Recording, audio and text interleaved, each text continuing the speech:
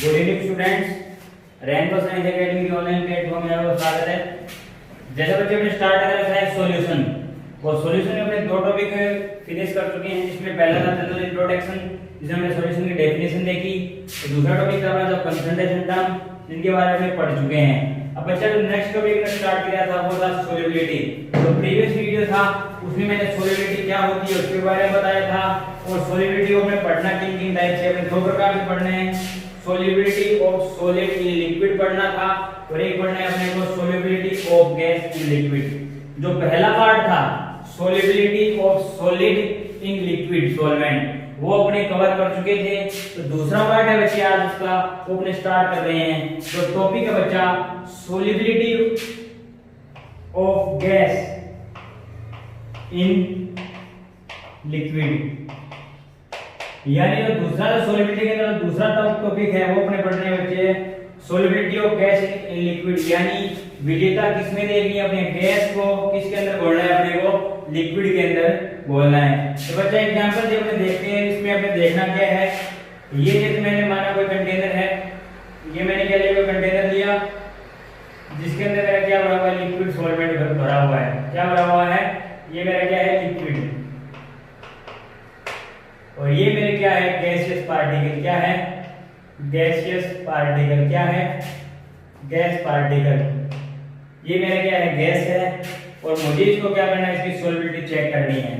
तो बच्चे इसके लिए कुछ फैक्टर हैं, वो किन किन फैक्टर पर डिपेंड करती है वो चीज अपने देखते हैं। तो बच्चा सबसे जो पहला जो फैक्टर है वो है बच्चा नेचर ऑफ गैस, यानी नेचर ऑफ गैस बोल दो, या ये कह सकते हैं nature of solute and solvent बोल सकते हैं। तो बच्चा जो पहला जो टॉपिक, जो पहला जो फैक्टर है, जो फैक्टर अफेक्टिंग जो अपना जो टॉपिक है वो है solubility of gas in liquid, और जो मेरा जो पहला है उसमें मैं देख रहा हूं फैक्टर कौन कौन से फैक्टर क्या करते हैं, उस सॉल्युबिलिटी को क्या करते हैं, इफेक्ट करते हैं या प्रभावित करते हैं। तो जो पहला फैक्टर है वो है नेचर ऑफ गैस। जो पहला फैक्टर है वो है बच्चा मेरा nature of gas, nature of gas, यानी सोल्युबिलिटी इस बात पे डिपेंड करती है कि मेरी गैस की नेचर कैसी है, यानी गैस की नेचर से मतलब मैं जानना चाहूं यदि मेरी कोई पोलर गैस है, यदि मेरी कोई पोलर गैस है तो किसके अंदर सोल्यूबल होगी, पोलर सॉल्वेंट के अंदर, यानी पोलर लिक्विड के अंदर सोल्यूबल होगी। नॉन पोलर किसके अंदर होगी, नॉन पोलर के अंदर होगी। जैसा आपने पहले ही पढ़ा था जो solubility of solid in liquid पढ़ा रहा था, तो सबसे पहले मैंने बताया था लाइक डिसॉल्व लाइक, यानी पोलर पोलर के अंदर डिसॉल्व होगा, नॉन पोलर के अंदर डिसॉल्व होगा। ये बात किस बात पे डिपेंड करती है, नेचर ऑफ गैस, यानी पोलैरिटी उसकी क्या है, इस बात पे डिपेंड करती है। एग्जांपल के रूप में लेना चाहूं तो बच्चा मैं एग्जांपल के रूप में ले सकता हूं HCl। HCl क्या है, गैस है। HCl gas dissolve in H2O, यानी HCl गैस किसके अंदर डिसॉल्व किया जाता है, H2O के अंदर। ये पूर्ण देश में क्या होती है, सोल्यूबल होती है। अब इसका सोल्यूबल होने का कारण क्या दिया जाता है, कारण दिया जाता है बच्चे अपने जानते हैं HCl क्या है, पोलर है। HCl क्या है, पोलर है। पोलर का मतलब क्या होता है, हाइड्रोजन पे क्या होता है, पार्शियल पॉजिटिव चार्ज होता है, और क्लोरीन पे क्या होता है, पार्शियल नेगेटिव चार्ज होता है। और वो H2O भी क्या है, पोलर मॉलिक्यूल है। H2 भी क्या है, पोलर मॉलिक्यूल है। यदि मैं बनाना चाहूं तो इस प्रकार से बना सकता हूं कि यहाँ पे क्या हो गया, पार्शियल नेगेटिव चार्ज, और इस पे क्या हो गया, पार्शियल पॉजिटिव चार्ज। पॉजिटिव और नेगेटिव चार्ज के बीच में क्या हो जाता है बच्चे, अट्रैक्शन हो जाता है या बॉन्डिंग हो जाती है, और इन्हीं बॉन्डिंग के कारण क्या होती है, HCl किसके अंदर सोल्यूबल होता है, या HCl डिसॉल्व इन H2, यानी जो HCl होता है वो पानी के अंदर क्या होता है, सोल्यूबल होता है। इस प्रकार से बच्चा आपने ले ले, जैसे O2 ले लिया, O2 N2 H2, ये सारी गैसें क्या होती है, नॉन पोलर होती है। कैसे क्या गैस होती है, नॉन पोलर होती है, और जो H2O के अंदर क्या नहीं, सोल्यूबल नहीं होती, नॉट सोल्यूबल इन H2O। यानी तो O2 है, N2 है, H2 है, ये सारी कैसी गैस है, नॉन पोलर गैस है। तो नॉन पोलर गैस किसके अंदर सोल्यूबल नहीं होगी, H2O के अंदर क्या नहीं होगी, सोल्यूबल नहीं होगी। यानी इसके लिए कोई नॉन पोलर ही सॉल्वेंट मुझे लेना पड़ेगा। अब कुछ बच्चे सोच रहे होंगे सर डिसॉल्व ऑक्सीजन पाई जाती है ना वाटर के अंदर, लेकिन बच्चा वो डिसॉल्व ऑक्सीजन पाई जाती है, लेकिन उसकी इतनी ज्यादा क्वांटिटी नहीं हो सकती जो अपने मेजर कर सकते हैं। यानी ये उन्हीं के लिए सफिशिएंट होते हैं जो एक्वेटिक एनिमल होते हैं, उनके रेस्पिरेशन प्रोसेस में बस वहीं तक काम आती है वो, मतलब अपने ज्यादा इसको कह नहीं सकते ये कंप्लीटली सोल्यूबल है। तो यानी ये बच्चा मेरा टॉपिक हो गया नेचर ऑफ गैस है, नेचर ऑफ गैस पे कैसे डिपेंड करती है, इसको मैंने एग्जांपल के थ्रू बताया। अब बच्चा जो यदि मैं और देखना चाहूँ तो CO2 गैस होती है, CO2 किसके अंदर सोल्यूबल होती है, CO2 वाटर के अंदर सोल्यूबल हो सकती है, तो वो भी इसके अंदर आ सकता है अपने। तो CO2 वाटर के अंदर तो सोल्यूबल है, लेकिन बेंजीन वगैरह तो नॉन पोलर सॉल्वेंट होते हैं, इनके अंदर सोल्यूबल नहीं होती। तो ये था बच्चा मेरा नेचर ऑफ गैस। ये आप थोड़ी सी बात को आप ध्यान रख लेना कि जो नेचर ऑफ गैस है वो कैसे कैसे इफेक्ट करती है, यानी पोलर किसमें डिसॉल्व होगा, पोलर के अंदर, नॉन पोलर के अंदर डिसॉल्व होगा, और जो CO2 वगैरह है, CO2 किसके अंदर डिसॉल्व होती है, CO2 वाटर के अंदर डिसॉल्व होती है। तो मेरा जो नेक्स्ट जो हेडिंग है बच्चा, जो मेरा नेक्स्ट जो है फैक्टर वो है बच्चा टेम्परेचर। जो मेरा जो नेक्स्ट फैक्टर है वो है बच्चा टेम्परेचर। जो मेरा नेक्स्ट फैक्टर है वो है बच्चा टेम्परेचर, यानी solubility of gas in liquid, यानी गैस को लिक्विड के अंदर डिसॉल्व किया जाता है तो टेम्परेचर किस प्रकार से इफेक्ट करता है। तो बच्चे इसी के डायग्राम को समझ लो। अब बच्चे मैंने क्या किया, टेम्परेचर का फैक्टर देखने के मैंने क्या किया, यहाँ क्या ले ली मैंने, हीट दे दी, क्या कर दिया मैंने, हीट दे दिया, यानी मैंने इसको क्या कर दिया, गर्म कर दिया।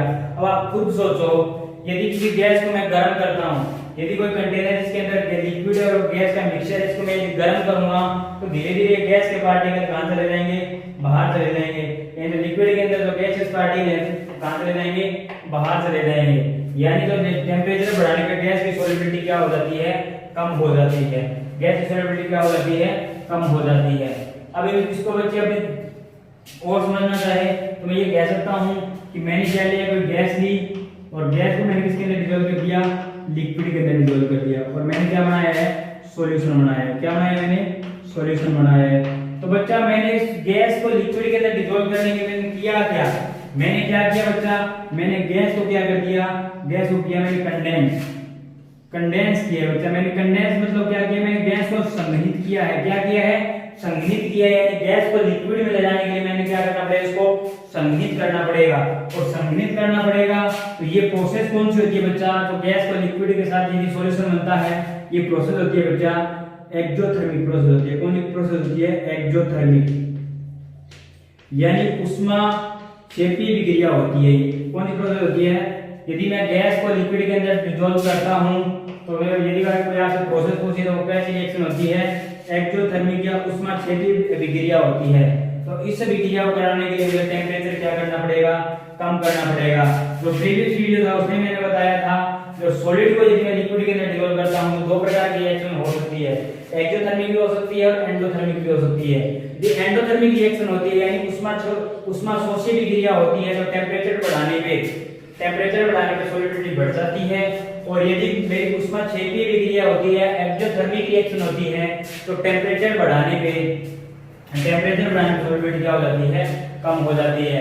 तो बच्चा जो दूसरा जो टाइप है वो solidity of gas and liquid पढ़ रहे हैं। तो गैस और लिक्विड का जो सॉल्यूशन होता है हमेशा एक्सोथर्मिक टाइप का होता है, जनरली एक्सोथर्मिक टाइप के सॉल्यूशन ही बनाते हैं। तो इसका जो टेम्परेचर बढ़ाने पे क्या हो जाएगी, टेम्परेचर बढ़ाने पे क्या हो जाएगी, सॉल्युबिलिटी कम हो जाएगी, यानी सॉल्युबिलिटी क्या हो जाएगी, घट जाएगी, सॉल्युबिलिटी कम हो जाएगी। तो इसलिए बच्चा ऐसा टेम्परेचर क्या किया जाता है, लो किया जाता है। और जनरल में ये बताना चाहूंगा, ऐसे समझ सकते हैं, यदि बर्नर लगा दूं तो गैस कंटेनर से धीरे धीरे पार्टिकल क्या हो जाएंगे, गैस के पार्टिकल क्या निकलते हैं, जो लिक्विड के अंदर से जो गैस जुड़ी है वो क्या होती चली जाएगी, बाहर होती चली जाएगी। तो ये था बच्चा मेरा जो दूसरा फैक्टर टेम्परेचर का फैक्टर, जिसमें हमने देखा कि टेम्परेचर बढ़ाने से सॉल्युबिलिटी ऑफ गैस क्या होती है, कम होती है, जिसको मैंने एक जनरल डायग्राम से समझाने की कोशिश की। उम्मीद करता हूँ आपको समझ में आ गया होगा। दूसरा तरीके से हम दे सकते हैं, लिए गए एक्सोथर्मिक रिएक्शन है। अब बच्चा इस चीज को मैं थर्मोडायनामिक्स से कोरिलेट करना चाहूँ, थर्मोडायनामिक्स जो आपने 11th क्लास में पढ़ रखा है उससे मैं यदि कोरिलेट करना चाहूँ तो थर्मोडायनामिक्स से कुछ टेम्परेचर के फैक्टर को इस प्रकार से कोरिलेट कर सकता हूँ। हालांकि एनसीईआरटी में नहीं है, लेकिन आपको ये चीज पता होनी चाहिए। तो यदि कोई आपसे पूछे थर्मोडायनामिक्स ये कंपटीशन में आ सकता है कि थर्मोडायनामिक किस प्रकार से फैक्टर करती है सॉल्युबिलिटी ऑफ गैस, कोई लिक्विड सॉल्वेंट है उसके अंदर। तो बच्चे इसकी मैं थर्मोडायनामिक्स डिस्कस करना चाहूँ तो थर्मोडायनामिक में बच्चा मैं कह सकता हूँ कि तो डेल्टा जी होता है, यानी जो डेल्टा जी बराबर होता है delta H minus T delta, delta H minus T delta. ये क्या होती है बच्चे, थर्मोडायनामिक इक्वेशन होती है, तो आपने 11th क्लास में पढ़ रखी है। डेल्टा जी क्या है, डिफ्यूजन H क्या है, एंथैल्पी, और अस क्या है यहाँ पे एंट्रोपी है। तो बच्चा किसी भी रिएक्शन को स्पॉन्टेनियस करवाने के लिए तो मेरा डेल्टा जी क्या होना चाहिए बच्चा, मेरा डेल्टा जी होना चाहिए ऑलवेज नेगेटिव, यानी डेल्टा जी नेगेटिव होगा, डेल्टा जी क्या होगा नेगेटिव होगा, तो रिएक्शन क्या होगी स्पॉन्टेनियस, रिएक्शन क्या होगी स्पॉन्टेनियस, यानी रिएक्शन क्या होगी स्वतः ही हो जाएगी, यानी अपने आप हो जाएगी। तो मुझे डेल्टा जी को नेगेटिव करना है और मैं गैस को क्या कर रहा हूँ कंडेंस कर रहा हूँ। ये जो रिएक्शन की प्रोसेस है इस प्रोसेस के अंदर मैं ये देखना चाहूँ तो डेल्टा एस का मान क्या होता है बच्चा नेगेटिव होता है और डेल्टा एस भी क्या होता है बच्चा मेरा नेगेटिव होता है। यानी एंट्रोपी की बात करें तो डेल्टा एस का मान नेगेटिव होगा और डेल्टा एस का मान भी क्या होगा नेगेटिव होगा। यदि मैं एंट्रोपी की बात करना चाहूँ डेल्टा एस का मान नेगेटिव कैसे होगा, तो अपने बच्चे गैस कर क्या रहे हैं, गैस से क्या कर रहे हैं लिक्विड के अंदर आ रहे हैं, गैस से क्या कर रहे हैं अपने लिक्विड के अंदर आ रहे हैं। तो यानी रेंडमनेस क्या हो रही है, रेंडमनेस कम हो रही है, गैस के पार्टिकल के अंदर रेंडमनेस ज्यादा थी और लिक्विड के अंदर जो लिक्विड के अंदर क्या है रेंडमनेस कम है। यानी मैं ये कह सकता हूँ गैस से लिक्विड की तरफ जाने से क्या हो रहा है रेंडमनेस डिक्रीज हो रही है, रेंडमनेस क्या हो रही है डिक्रीज, रेंडमनेस क्या हो रही है डिक्रीज। जब भी रेंडमनेस डिक्रीज होगी तो एंट्रोपी का मान क्या होगा हमेशा ही घटेगा, यही मैं कह सकता हूँ डेल्टा ऑलवेज नेगेटिव होगा। अब मुझे डेल्टा नेगेटिव है, डेल्टा का मान भी नेगेटिव है और डेल्टा जी मुझे क्या रखना है, डेल्टा जी मुझे नेगेटिव रखना है, डेल्टा एच का मान भी नेगेटिव है और डेल्टा एच का मान कितना है, डेल्टा एच का मान बच्चे नेगेटिव कितना हो जाएगा टी डेल्टा एच क्या हो जाएगा पॉजिटिव हो जाएगा। अब यदि मुझे अब आप खुद सोचो बच्चों, अब मुझे रिएक्शन में यदि डेल्टा जी को मान नेगेटिव करना है, डेल्टा जी का मान मुझे नेगेटिव करना है तो मुझे टेम्परेचर का मान कम रखना पड़ेगा ताकि ये इस नेगेटिव को ताकि ये क्या रहे नेगेटिव रहे। जो यदि टेम्परेचर का मान हाई कर दूंगा तो इससे जो इस नेगेटिव वैल्यू से क्या हो ज्यादा हो जाएगा, तो मुझे ऐसा करना नहीं है। तो इसलिए मैं ये कह सकता हूँ इसलिए temperature will be low, temperature will be low, temperature क्या होना चाहिए लो होना चाहिए। क्योंकि मुझे जो फाइनल रिजल्ट क्या रखना है डेल्टा जी को क्या रखना है नेगेटिव रखना है, डेल्टा जी को क्या रखना है नेगेटिव रखना है। इसलिए जो मेरा जो टेम्परेचर क्या होना चाहिए कम होना चाहिए, temperature will low so that delta G will be negative. Delta G gives energy change है जिसका जो स्पॉन्टेनिटी को बताता है, यानी कोई रिएक्शन स्वतः हो रही है ऐसा होता हो रही है या कैसे हो रही है, इस चीज को बताने के लिए अपने डेल्टा जी का यूज करते हैं। तो अपने एग्जाम थर्मोडायनामिक्स पढ़ते हैं। तो बच्चा ये मैंने डिस्कस किया दो फैक्टर सोलिबिलिटी और नेचर ऑफ गैस के और टेम्परेचर में, टेम्परेचर मैंने थर्मोडायनामिक्स से भी कोरिलेट कर दिया। हालांकि एनसीईआरटी नहीं है लेकिन फिर भी आपको क्या पता होना चाहिए।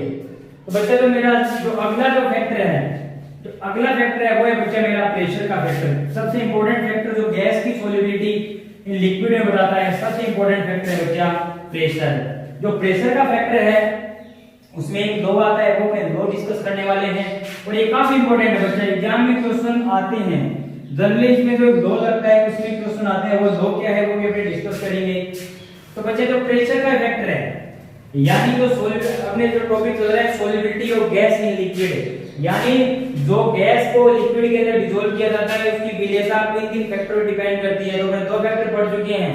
सबसे पहला फैक्टर पढ़ा आपने नेचर ऑफ गैस, यानी गैस की नेचर कैसी है। दूसरा आपने पढ़ा टेम्परेचर का फैक्टर, यानी टेम्परेचर कम होना चाहिए। तो रिएक्शन के जो ये एक्टिव रिएक्शन होती है उसको मैंने डायग्रामेटिक तरीके भी समझाया और उसके बाद मैंने थर्मोडायनामिक डाटा का भी यूज किया।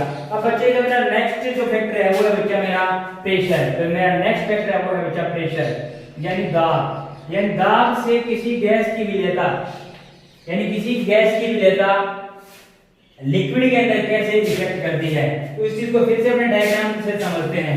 अब बच्चा मैं डायग्राम को समझाने के लिए देखो बच्चा मैंने क्या किया, कंटेनर के अंदर मैंने क्या ले लिया लिक्विड ले लिया, किसी कंटेनर के अंदर क्या ले रखा है बच्चा लिक्विड ले रखा है, क्या ले रखा है लिक्विड। अब इसके अंदर क्या है गैस के पार्टिकल है, तो कंटेनर इसके अंदर क्या है गैस के पार्टिकल है। अब आप खुद सोचो जनरल वे में सोचो, अब मैं यदि इस पे पिस्टन लगा देता हूँ, क्या लगा देता हूँ मैं पिस्टन लगा देता हूँ या बाहर लगा देता हूँ, बाहर से यदि मैं इसको पिस्टन से क्या करता हूँ प्रेस करता हूँ तो क्या होगा आपके माइंड में क्या आएगा कि जैसे जैसे मैं पिस्टन को स्पेस करूंगा तो गैस की सॉल्युबिलिटी क्या होती जाएगी, बढ़ती चली जाएगी। इसके अंदर लिक्विड के अंदर ये देखो, इसमें एक पिस्टन को मैं नीचे लाता हूं तो गैस के पार्टिकल क्या हो जाएंगे, इसमें क्या हो जाएंगे, कंडेंस होते चले जाएंगे। यानी जो गैस की सॉल्युबिलिटी होती है वो प्रेशर के बढ़ने के साथ क्या होती चली जाती है, बढ़ती चली जाती है। जी मैं कहना चाहूँ ये कह सकता हूँ कि जो गैस की सॉल्युबिलिटी है वो प्रेशर के बढ़ने के साथ साथ क्या होती जाती है, बढ़ती चली जाती है। बच्चा इसी चीज को मेजर किया किसने, हेनरी ने। उन्होंने एक लॉ दिया जिसका नाम था हेनरी लॉ। उन्होंने क्या किया कि जो लिक्विड जो सॉल्वेंट है उसके अंदर गैस के पार्टिकल पे प्रेशर किस प्रकार से इफेक्ट करता है उस चीज को उन्होंने क्या किया, नोट किया, उन्होंने मैथमेटिकल रिप्रेजेंटेशन दिया और उसी लॉ को क्या बोलते हैं बच्चा, हेनरी लॉ बोलते हैं। यदि कोई आपसे पूछे हेनरी लॉ क्या है, हेनरी लॉ बताता क्या है, तो आप बोलोगे सर हेनरी लॉ बताता है किसी भी जो गैस है उसकी लिक्विड के अंदर की विलेयता का प्रेशर से कैसे इफेक्ट करती है, उस चीज को क्या बताता है, हेनरी लॉ बताता है। तो बच्चे प्रेशर का इफेक्ट देखने के लिए मैं एक लॉ स्टडी करता हूं जिसका नाम है हेनरी लॉ, जिसका नाम है हेनरी लॉ, जिसका नाम है बच्चे हेनरी लॉ। देखो यहाँ से पूछे हेनरी लॉ क्या बताता है तो आप क्या बोलोगे कि सर हेनरी लॉ बताता है कोई भी जो गैस है वो लिक्विड के अंदर सोल्यूबल हो रही है तो उसका प्रेशर पे किस प्रकार से वो इफेक्ट करती है उस चीज को बताता है हेनरी लॉ। तो बच्चा हेनरी लॉ का मैं पहले डेफिनेशन लिखता हूं, जिसका मैथमेटिकल रिप्रेजेंटेशन लिखूंगा और फिर उसको थोड़ा सा मैं इसकी लिमिटेशन के बारे में डिस्कस करने वाले हैं। तो बच्चा आज का इंपॉर्टेंट है और ये एग्जाम में बोर्ड क्लास में आ जाता है। तो बच्चा हेनरी लॉ को जो एनसीईआरटी में डेफिनेशन दी गई है पहले मैं उसको डिस्कस करता हूं और फिर अपने थोड़ा इसको क्या है समझेंगे। तो बच्चे डेफिनेशन क्या है हेनरी लॉ की, the mass of gas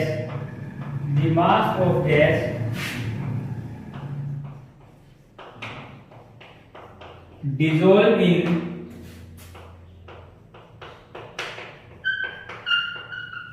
unit volume of solvent, the mass of gas dissolved in unit volume of solvent is directly proportional to the mass of gas dissolved in unit volume of solvent is directly proportional to pressure exerted by gas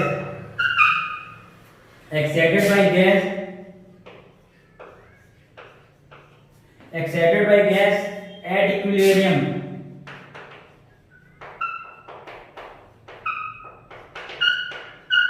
with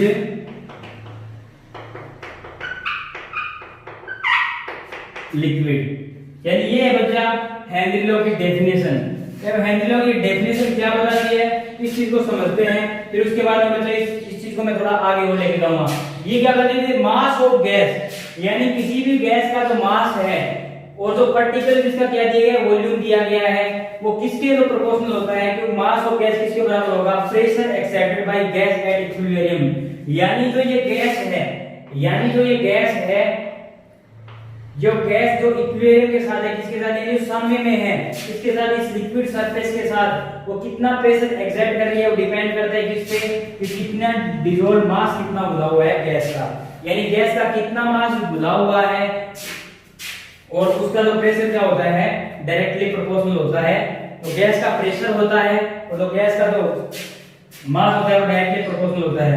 ये definition आपको याद रखनी है। इसको जो mathematical जो आपके NCERT में दिए गए तो इस प्रकार समझते हैं।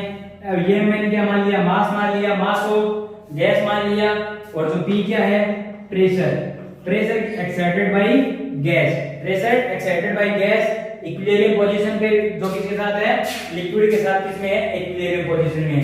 ये बच्चा डेफिनेशन कुछ टिपिकल सी लग रही है लेकिन आप इस चीज को ध्यान से समझोगे तो आपको चीज समझ में आ जाएगी। मैं बाद में मिक्सचर का और बताऊंगा। यानी हेनरी लॉ का इंपॉर्टेंट इक्वेशन है ये, m डायरेक्टली प्रोपोर्शनल से p है। यानी m क्या है, मास ऑफ गैस है और p क्या है, प्रेशर है। तो कौन सा प्रेशर है, गैस का प्रेशर है, तो किसके साथ, इक्विलिब्रियम के साथ है, लिक्विड के साथ। इस चीज को याद रखना है। तो बच्चा जो डायरेक्टली प्रोपोर्शनल का जो निशान जब भी आता है तो ये क्या आता है, कांस्टेंट आता है और वो कांस्टेंट क्या है बच्चा, k। कांस्टेंट क्या है, k के। तो ये है बच्चा हेनरी लॉ। अब यदि इस इक्वेशन को मैं इक्वेट करता हूं तो ये जो लीनियर इक्वेशन y बराबर, तो आपने मैथमेटिक्स में पढ़ा होगा, y बराबर mx से कोरिलेट करती है, y बराबर mx से क्या करती है, कोरिलेट करती है। y बराबर mx से कोरिलेट करती है, इसका ग्राफ कैसे आता है वो चीज भी अपने देखेंगे। तो बच्चा ये था हेनरी का लॉ जो आपके एनसीईआरटी में दिया गया है। अब इसको मैं बच्चा और तरीके से बता सकता हूं कि the mass of gas dissolved in unit volume of solvent is directly proportional to the pressure exerted by gas at equilibrium। यानी इक्विलिब्रियम पे जो प्रेशर लग रहा है वो किसके डायरेक्टली प्रोपोर्शनल होगा, मास ऑफ गैस के, जो उसके अंदर क्या है, डिसॉल्व है। इसके ये है बच्चा हेनरी लॉ की डेफिनेशन। अब इसको और तरीके से लिखते हैं, हम इसको अपने और तरीके से लिखते हैं। जो हेनरी लॉ है इसको अपने और तरीके से भी लिख सकते हैं। मैंने बच्चा माना कि जो ये लिक्विड की जो सरफेस है, इस लिक्विड की सरफेस में मैंने क्या लिया, मिक्सचर ऑफ गैस ले लिया। यानी मैंने दो तीन गैस क्या ले लिया, मैंने मिक्सचर ले लिया और उस मिक्सचर ऑफ गैस लिया और मिक्सचर ऑफ गैस लेने के बाद मैंने क्या किया, प्रेशर का इफेक्ट देखा। मिक्सचर ऑफ गैस लेने के बाद मैंने क्या किया, प्रेशर का इफेक्ट देखा। तो उन्होंने क्या देखा, जो प्रेशर है, तो जो प्रेशर का जो इफेक्ट देखा उसको डेफिनेशन तरीके से देखते हैं और फिर अपने देखते हैं इसका मतलब क्या है। तो बच्चा डेफिनेशन कुछ इस प्रकार है, यदि मैं मिक्सचर ऑफ गैस लेता हूं तो कंडीशन क्या है, मिक्सचर ऑफ गैस। कंडीशन क्या है बच्चा, मिक्सचर ऑफ गैस। कंडीशन है बच्चा मिक्सचर ऑफ गैस। यानी मैंने क्या लिया, मिक्सचर ऑफ गैस लिया। तो बच्चा मैं डेफिनेशन कुछ इस प्रकार से होगी कि partial pressure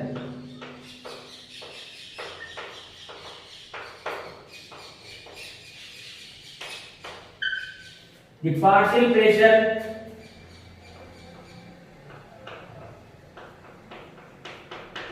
is applied by gas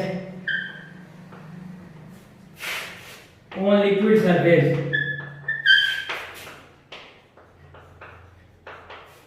the partial pressure is applied by gas on liquid surface is directly proportional to the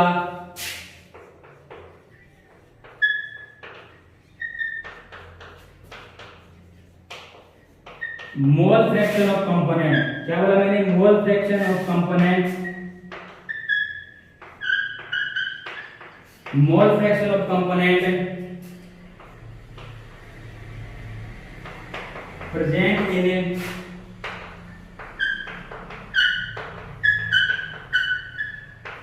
liquid solvent. अब अच्छा इसका डेफिनेशन का मतलब क्या है कि मैंने माना कोई मिक्सचर ऑफ गैस ले लिया, मैंने क्या ले लिया, मैंने मिक्सचर ऑफ गैस लिया और मिक्सचर ऑफ गैस लिया और मैंने इसका प्रेशर का इफेक्ट देखा। तो मैंने क्या देखा कि जो पार्शियल प्रेशर है किसके द्वारा अप्लाई किया जा रहा है, जो गैस के द्वारा लगाया जा रहा है, किस पे, लिक्विड के ऊपर लगाया जा रहा है। जो मेरा जो पार्शियल प्रेशर है जो किस पे लगाया जा रहा है, किसी लिक्विड पे लगाया जा रहा है, वो किसके डायरेक्टली प्रोपोर्शनल होगा, मोल फ्रैक्शन के डायरेक्टली प्रोपोर्शनल होगा। यानी मोल फ्रैक्शन, जो गैस की जो मोल फ्रैक्शन है जो किसके अंदर डिसॉल्व है, लिक्विड के अंदर डिसॉल्व है, उसके डायरेक्टली प्रोपोर्शनल होगा। यानी मोल फ्रैक्शन किसके हैं, यानी मैं ये कह सकता हूं P directly proportional to X, P directly proportional to X। यहां X क्या है, mole fraction of gas. X क्या है, mole fraction of gas. X क्या है, mole fraction of gas in liquid. यानी मेरा लिक्विड के अंदर कितने मोल फ्रैक्शन है, जो partial pressure of gas directly proportional to the mole fraction of gas present in the liquid। यानी मैं लिक्विड के अंदर कितना मोल फ्रैक्शन है। ये बच्चा ये रिप्रेजेंटेशन आप याद रखना, इससे आप डेफिनेशन खुद बना दोगे। ये पार्शियल प्रेशर यानी जो आंशिक दाब है वो गैस के मोल अंश के, यानी जो आंशिक दाब है गैस के मोल अंश के समानुपाती होता है। और मोल अंश किसके लेने बच्चा, मोल अंश लेने बच्चे गैस के मोल अंश लेने हैं। यानी गैस के मोल अंश के क्या होता है, समानुपाती होता है। और जब भी जो डायरेक्टली प्रोपोर्शनल का साइन हटाते हैं तो क्या आता है बच्चा, एक कांस्टेंट आता है। तो P बराबर क्या हो जाएगा बच्चा, KH। यहाँ KH क्या है बच्चा, यहाँ KH है हेनरी कांस्टेंट। क्या है KH, क्या है हेनरी कांस्टेंट। KH क्या है, हेनरी कांस्टेंट। KH क्या है, कांस्टेंट है। इसको अपने हेनरी कांस्टेंट बोल दो, हेनरी कांस्टेंट। अब P पे तो मेरी बच्चा इक्वेशन आई है वो कितनी आई है बच्चा, P बराबर KH x, ये मेरी इक्वेशन आई है। अब बच्चा मैं यदि इसको मैथमेटिकल से यदि मैं कंपेयर करना चाहूँ तो मैथमेटिकल में जो इक्वेशन आती है बच्चा, लीनियर इक्वेशन आती है, वो कंपेयर होती है बराबर बच्चा y बराबर mx से। किससे कंपेयर होती है? y बराबर mx से, जहाँ p क्या है? पार्शियल प्रेशर है, और x क्या है बच्चा? Mole fraction. x क्या है? Mole fraction. कंपेयर करो इक्वेशन तो किससे आएगी? y बराबर mx से आएगी, जो मेरी क्या है? एक लीनियर इक्वेशन है। तो बच्चा ये मैथमेटिक्स के अंदर आती है। यदि मैं इसमें ग्राफ खींचता हूँ, यदि मैं y एक्सिस पे क्या ले लूँ? प्रेशर ले लूँ, और x एक्सिस पे क्या ले लूँ? मोल फ्रैक्शन ले लूँ, तो जो मेरा y बराबर mx के अकॉर्डिंग तो मेरा ये क्या आएगा बच्चे? ये मेरा बच्चा आएगा क्या आएगा? kh। यानी ये किस स्लोप किसके बराबर होगा? स्लोप बराबर होगा बच्चा kh। आप मैथमेटिक्स में पढ़ते हो, जो y बराबर mx का जो ग्राफ आता है वो ऐसे आता है। y बराबर mx का ग्राफ ऐसे आता है। p और x के मध्य ग्राफ में देखो kh किसके बराबर है? स्लोप के बराबर होगा। यानी अब बच्चा ये था हेनरी का लॉ। इसके डेफिनेशन को थोड़ा एक बार देख लेना, थोड़ा याद रखने वाला पोर्शन है। दूसरी बात, इस पे जो रिप्रेजेंटेशन है, जो मैथमेटिकल रिप्रेजेंटेशन है, उसको ध्यान रखना, तो चीजें क्या होती चली जाएगी? याद होती चली जाएगी। यानी partial pressure of gas is applied, partial pressure of gas is applied on liquid surface. Partial pressure of gas applied on liquid surface is directly proportional to mole fraction. और जो मोल फ्रैक्शन किसके ले रहे हैं? Gas के ले रहे हैं। इस चीज को आप ध्यान रखना, P डायरेक्टली प्रोपोर्शनल होगा x के, जहां x क्या है? मोल फ्रैक्शन है। P बराबर किसको जाए? kh x के, जहां kh क्या है? हेनरी कांस्टेंट है। और इक्वेशन में जो बच्चा y बराबर mx से मैंने कंपेयर किया तो मेरा इस प्रकार का क्या आया? ग्राफ आया। इस चीज आपको ध्यान रखना, जल्दी से न्यूमेरिकल नहीं आता, इससे बस डायरेक्ट थ्योरी आ जाती है कि हेनरी का लॉ क्या है। तो आप क्या बोलोगे? किसी भी जो गैस की सॉल्युबिलिटी या विलेयता होती है, उससे प्रेशर का इफेक्ट देने के लिए मैं क्या करता हूं बच्चे? हेनरी लॉ का यूज करता हूं। यानी जो प्रेशर का इफेक्ट देंगे किसका यूज करूंगा? हेनरी लॉ का यूज करूंगा। ये हेनरी लॉ क्या है मैंने सिंपल सॉल्यूशन के लिए बताया, और जो मिक्सचर के लिए मैंने आपको बताया। जो आपकी एनसीईआरटी की डेफिनेशन दी है उसी को मैंने क्या किया? डिस्कस किया है। और जो आगे मिक्सचर के केस में अपने क्या करेंगे वो भी मैंने आगे आपसे क्या कर लिया? डिस्कस कर लिया। डेफिनेशन दोनों सही है, आप कोई सी भी लिख सकते हो। अब जो बात आती है, अब बच्चे यहां तक हमने देखा कि जो प्रेशर बढ़ाने, यानी जो प्रेशर बढ़ाने पे क्या होगी? प्रेशर बढ़ाने पे सॉल्युबिलिटी क्या होती है? प्रेशर बढ़ाने पे सॉल्युबिलिटी क्या हो जाएगी? बढ़ती चली जाएगी। प्रेशर बढ़ाने पे क्या होगी? सॉल्युबिलिटी बढ़ेगी। और इस सॉल्युबिलिटी को देखा किसने? हेनरी ने देखा, जिसने अपना हेनरी लॉ दिया वो भी अपने डिस्कस कर दिया। ये हेनरी लॉ की दो इक्वेशन आई थी जो आपके एनसीईआरटी दी गई है, अंशमानुपाती P मास ऑफ गैस, और ये क्या है? Pressure of gas. ठीक है बच्चा, जो इक्विलिब्रियम पोजीशन पे लग रहा है, यानी जो सामने पे लग रहा है किस पे? लिक्विड सरफेस पे। और एक इक्वेशन जो मैंने बताई बच्चा वो थी कौन सी? P बराबर होगा KH x। ये दो अपने क्या किया? आपने डिस्कस किया। ये क्या? मिक्सचर के लिए, और ये जो आपकी ट्रिपल एनसीईआरटी में दिया गया हेनरी लॉ, उसके बारे में मैंने डिस्कस किया। यानी प्रेशर बढ़ाने पे सॉल्युबिलिटी क्या होती चली जाएगी? बढ़ती चली जाएगी। ये था बच्चे हेनरी का लॉ। अब हेनरी के लॉ के बाद में बच्चा हेनरी लॉ की कुछ लिमिटेशन है, यानी हेनरी लॉ सभी पे कुछ कंडीशन है जिसपे एप्लीकेबल नहीं होता और बाकी कंडीशन पे एप्लीकेबल होता है। तो मेरा जो नेक्स्ट टॉपिक है वो बच्चा लिमिटेशन।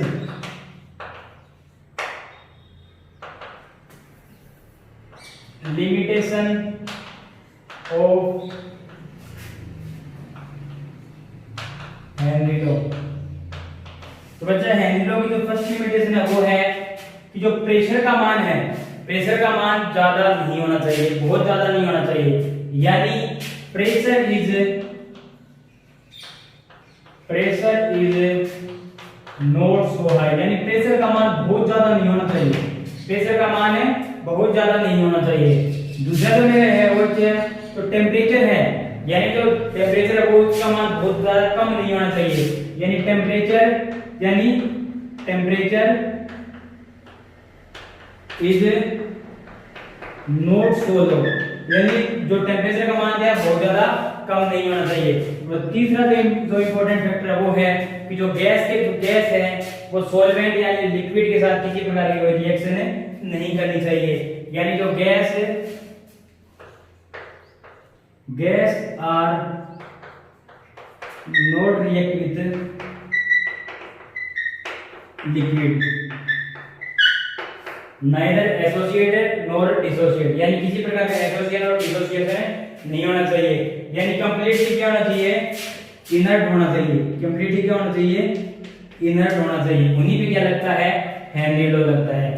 तो बच्चा जो आज का लेक्चर था वो थ्योरेटिकल पोर्शन था, फिर मैंने इस चीज को समझाने की कोशिश की आपको हेनरी का लॉ क्या है। यदि कोई आपसे पूछे हेनरी का लॉ क्या है तो आप क्या बोलोगे कि कोई भी जो गैस का लिक्विड की सॉलिबिलिटी के अंदर जो प्रेशर का इफेक्ट होता है, यानी जो गैस का जो लिक्विड में के जो अंदर विलेयता है अपने देखते हैं तो प्रेशर का जो इफेक्ट देखने के लिए क्या लगाते हैं, अपने हेनरी लॉ लगाते हैं। अब हेनरी लॉ है क्या, उसके अंदर यदि मैं बात करना चाहूं कि the mass of gas dissolved in liquid solvent is directly proportional to the pressure of gas, यानी pressure of gas at equilibrium with liquid, यानी जो गैस का प्रेशर है जो इक्विलिब्रियम के साथ लिक्विड के साथ उस बात पर डिपेंड करते हैं। हमने डेफिनेशन में देखा, आज फिर से वीडियो 2-3 बार देखना तो आपको समझ में आ जाएगा। तो दूसरा मैंने यदि मिक्सचर के केस में देखा, यदि एक से ज्यादा गैस मिली तो उस केस में हेनरी का लॉ क्या बताएगा कि जो पार्शियल प्रेशर है उसके गैस के मोल फ्रैक्शन के डायरेक्टली प्रोपोर्शनल होगा। फिर उसके बाद में मैंने हेनरी लॉ का जो मैथमेटिकल रिप्रेजेंटेशन है उसको मैंने ग्राफ से समझाने की कोशिश की, y बराबर mx से मैंने कंपेयर किया तो मेरा जो स्लोप आया वो किसके बराबर आया, ks के बराबर आया। तो बच्चा जो आज का लेक्चर था इसमें अपने सॉलिडिटी को कंप्लीट कर लिया है, जिसके हमने दो देखा, solubility of solid in liquid और solubility of gas in liquid, ये अपने देख चुके हैं। तो आज तक सॉल्यूशन के जो वीडियो है उसमें हमने 3 टॉपिक कवर कर चुके हैं बच्चा। तो पहला टॉपिक था मेरा जो सॉल्यूशन का जो बेसिक इंट्रोडक्शन, और उसके बाद में अपने टाइप्स ऑफ सॉल्यूशन देखे थे, और दूसरा जो टॉपिक था वो था बच्चे कंसंट्रेशन टर्म, उसको अपने फिनिश कर चुके हैं। तो तीसरा जो इंपॉर्टेंट था वो था बच्चे सॉल्युबिलिटी, जिसको अपने देख चुके हैं। जिसमें सबसे इंपॉर्टेंट बात आती है वो आती है बच्चे हेनरी लॉ की, उसको अपने ध्यान रखना है, पेपर डायरेक्ट क्वेश्चन आ जाता है हेनरी लॉ क्या है, इस चीज को ध्यान रखना है। और इसके एप्लीकेशन की बात करूं तो एप्लीकेशन जो कोल्ड ड्रिंक्स वगैरह होती है वो हाई प्रेशर जो कोल्ड ड्रिंक्स वगैरह में जो कार्बोनेटेड जो गैसेस होती है वो भरी जाती है, वही इसी लॉ पे काम करती है। आपके एप्लीकेशन नहीं है तो आपने आगे उतना इसमें नहीं जाना है। तो इस बात पे तो यहाँ तक अपने 3 टॉपिक पे फिनिश हो जाते हैं। जो अपना सॉल्यूशन का जो नेक्स्ट वीडियो आएगा उसमें बच्चे मैं डिस्कस करूंगा वेपर प्रेशर। तो वेपर प्रेशर एक काफी इंपॉर्टेंट टर्म है। जो पूरा जो सॉल्यूशन जो चैप्टर चलेगा अपना वो पूरा किससे बेस्ड होगा, वेपर प्रेशर पे बेस्ड होगा। तो वेपर प्रेशर को अपने ढंग से समझना है। उसके वेपर प्रेशर में ही आगे की कोलिगेटिव प्रॉपर्टीज आ जाएगी। कोलिगेटिव प्रॉपर्टीज भी वेपर प्रेशर से काफी कोरिलेट है, उसको देखना है अपने को। और लास्ट में अपना एक बच्चे बॉन्ड फैक्टर, तो ऐसा करके जो अपना सॉल्यूशन चैप्टर क्या हो जाएगा, फिनिश होता चला जाएगा। तो बच्चे आज के लेक्चर में किसी प्रकार का डाउट हो तो कमेंट कर देना, मैं जो नेक्स्ट वीडियो है उसमें क्या करूंगा, मैं डिस्कस कर दूंगा। और इस वीडियो को कम से कम 3 से 4 बार देखना। जो डेफिनेशन है वो काफी अजीब सी लगती है, लेकिन आप तो देखोगे और ढंग से माइंड में रिमाइंड जो चीज याद हो जाएगी। चीजों को जो इक्वेशन लिखी है उससे कोरिलेट करते हुए थ्योरी को पढ़ना तो आपको क्या रहेगी, आसानी रहेगी। तो आज के लिए बच्चे धन्यवाद, पढ़ते रहिए। Thank you.